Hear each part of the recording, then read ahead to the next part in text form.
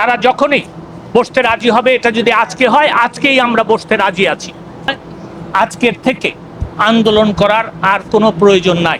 যারা কোটা বিরোধী আন্দোলন করছেন সেই শিক্ষার্থীরা তারা বলেছেন যে আন্দোলনের পাশাপাশি তারা আলাপ আলোচনাও করতে আগ্রহী। আমরা তাদের এই আলাপ আলোচনার প্রস্তাবে তাদেরকে স্বাগত জানাই।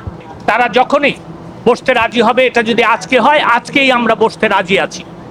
আগামী 7ই অগস্ট 2024 সালে যে মামলাটা শুনানির কথা ছিল, সেই মামলাটা শুনানিটা এগিয়ে আনার জন্য ব্যবস্থা নিতে আমি সেই মর্মে বাংলাদেশের অ্যাটর্নি জেনারেলকে নির্দেশ দিয়েছি যে আগামী রবিবার তিনি বাংলাদেশের সর্বোচ্চ আদালতে আপিল বিভাগে আবেদন করবেন যাতে মামলাটার শুনানির তারিখ তারা এগিয়ে আনেন।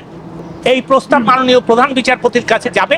মাননীয় প্রধান বিচারপতি, আমার বিশ্বাস, নিশ্চয়ই সরকারের যেহেতু এটা দায়িত্ব, তিনি সেই প্রেক্ষিতে মাননীয় বিচারপতি জনাব দিলুজ্জামানকে সরকার তাদের দিক বিবেচনা করে এই দাবিগুলিতে রাজি হয়েছেন।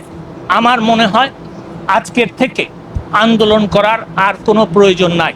আমি সেই কারণে তাদেরকে আহ্বান জানাচ্ছি, অনুরোধ করছি, একজন পিতৃতুল্য নাগরিক হিসাবে আমি তাদেরকে অনুরোধ করছি যে তারা যেন এই সহিংসতা বন্ধ করে এবং এই আন্দোলন প্রত্যাহার বা স্থগিত করে।